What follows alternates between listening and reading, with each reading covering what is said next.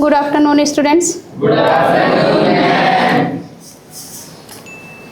Today we are going to learn about the globalization, which is the part of lesson 16.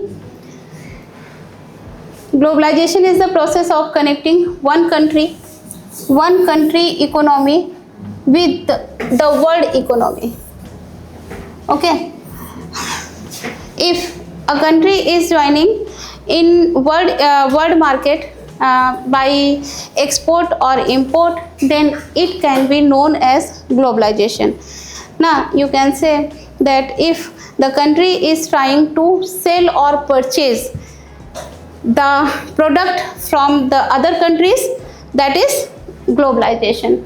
As a result of which flow of goods, services, technology, labor is easily available in the world market.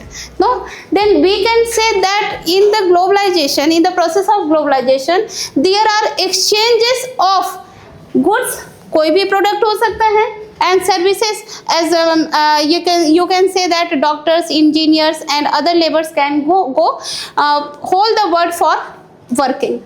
And technology है ना, different types of technology, like कोई machinery हम कहीं से purchase कर रहे हैं या किसी भी तरह का कोई सॉफ्टवेयर है ना, that is also a part of globalization.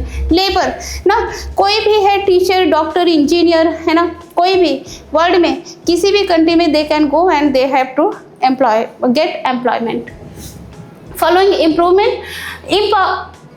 improvement has taken place due to globalization. What are qualities of globalization? Globalization के कारण क्या क्या अच्छाइयाँ होती हैं, ठीक है.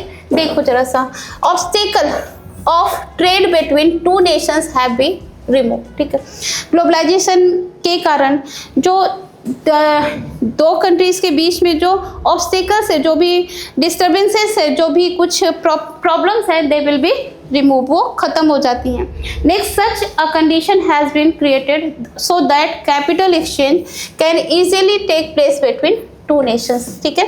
तो कैपिटल एक्सचेंज होगा if a country is selling और परचेसिंग, इंपोर्ट और एक्सपोर्ट एनी प्रोडक्ट, ठीक है, any product, service, technology, labour, then there will be exchange of capital. Next is obstacle in the way of exchange of technology have been removed, ठीक है. We are also ना by globalization we are also exchange our technology, as we say that Toyota is the company of Japan and it is working in India also, है ना. So we can say कि and there are lots of machines ना which are we can see in our industries. Then we can say that technology is also ना be a part of different countries. ठीक, free exchange of labor may be there among different nations of the world. Other countries ना कहीं पे भी free exchange हो रहा है, labours का फ्री एक्सचेंज हो रहा है, मीन्स कि कोई भी labour, any labour can go any country. It mean कि एनी स्किल और unskilled labour can go in words any country and get employment. Next is effects of globalisation. What is the effect, क्या effect है globalisation का? Mix effect of globalisation have been there in on Indian economy. India में क्या क्या effect हो रहा है? Many advantages ना, there are some advantages means merits and some disadvantages means demerits, ठीक है. एडवांटेजेस, क्या क्या फ़ायदा है ग्लोबलाइजेशन का, क्या क्या, what are welfares of the globalisation which we can see in India. See, foreign direct investment FDI is encouraged due to globalisation, ठीक है. इंडिया में हमने फॉरेन डायरेक्ट इन्वेस्टमेंट को देखा है. Next, we can say that goods produce in the developed countries can easily obtain due to globalisation, ठीक है. Developed countries में जिन भी गुड्स का प्रोडक्शन हो रहा है, डेवलप्ड कंट्रीज मीन्स कि चाइना, जापान, अमेरिका, है ना, इन दीज कंट्रीज, तो जो भी कुछ प्रोडक्ट वहाँ पर प्रोड्यूस हो रहा है, we can see also in India, है ना, या other countries of the world. Developing countries like India can withstand competition at international level due to globalization, ठीक है. इंडिया भी क्या है कि because of globalisation it also make it be a part of globalisation. इसने भी क्या किया है कि वर्ल्ड मार्केट में अपने बहुत सारे प्रोडक्ट को सेल करना स्टार्ट कर दिया है। Disadvantages, what are disadvantages, demerits of globalisation.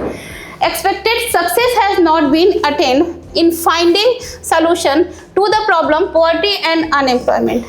ठीक है, poverty and unemployment due to globalization। ठीक है, देखो if we purchase some cheap things which are import from other countries ना, तो वहाँ पर क्या हो जाएगा कि हमारी कंट्री का जो भी प्रोडक्ट्स है वो कहीं ना कहीं सेल नहीं हो पाएगा। कंपनी का प्रोडक्ट, हमारी कंट्री का प्रोडक्ट अगर सेल नहीं होगा तो कहीं ना कहीं हमारी कंट्री के में poverty and unemployment it will be increase. जैसा इफ अगर हम एक एग्जांपल देखें तो अभी बिफोर 2 और 3 इयर्स हमने देखा था कि दीपावली के टाइम पे हम लोग क्या करते थे, कुछ चाइनीज़ लड़ियाँ लेके आते थे और बहुत चीप प्राइस पे, और हम लोग घर को डेकोरेट कर देते थे। लेकिन बाद में क्या हुआ कि अभी हमने क्या कहा कि नहीं, हम अब दिया जलाएंगे और दिए से घर को सजाएंगे, है ना। तो why we have do this, because of जब हम वहाँ से चाइनीज़ लड़ियाँ खरीद रहे थे तो हमारी कंट्री का पैसा it was going to China. ठीक है, and now if we will अगर हम अब दिया जलाएंगे, अदर लैम्प को जब हम लाइट करेंगे तो जो भी हमारी कंट्री का पैसा वो यहीं पे रह जाएगा, एंड हमारी कंट्री से पॉवर्टी एंड अनएम्प्लॉयमेंट जो होगी वो थोड़ी रिड्यूस होगी। Next is developing countries have not acquired proper benefit ना। ऑल द डेवलपिंग कंट्रीज ना, जितनी भी डेवलपिंग कंट्रीज हैं लाइक इंडिया ना, उनका उतना जो है they can not get much benefit जो उन्हें चाहिए। ठीक, export which they should have acquired, जितना उन्हें बेनिफिट मिलना चाहिए था they can't get that benefit. Large scale industries have acquired more benefit with while small scale industries have obtained less benefit। ठीक है, देखो ग्लोबलाइजेशन में जो लार्ज स्केल इंडस्ट्रीज हैं they can produce their product and sell in the world market, but जो small industry है इनके पास they have not as much capital by which they can sell their products in the world market. तो जो बड़ी companies हैं उनको benefit होगा, एंड जो स्मॉल स्केल इंडस्ट्री हैं they will not benefited as much.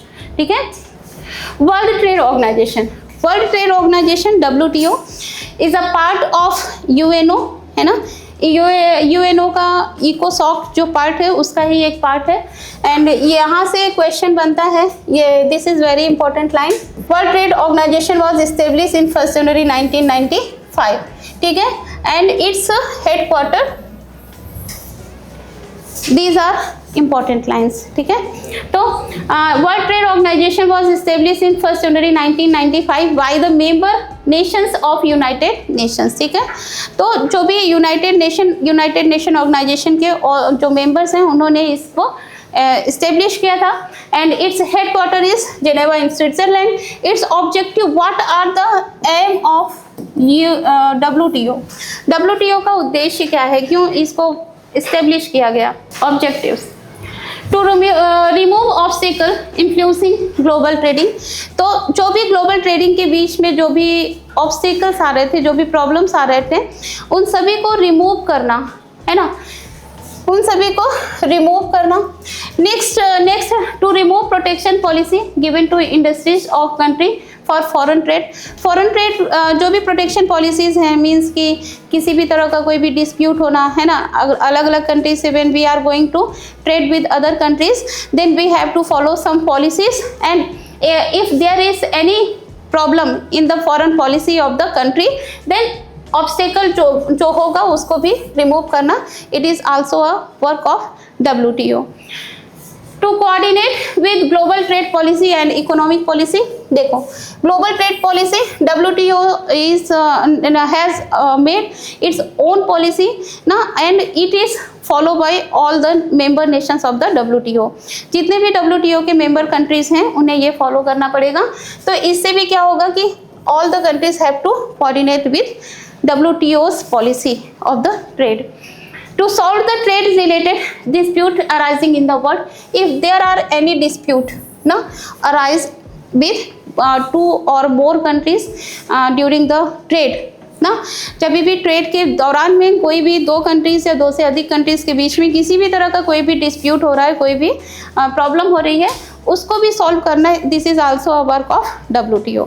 These are the objectives of WTO. Next function, to set up a required structure for implementation of agreement related to multinational trade and agreement related to it. ठीक है,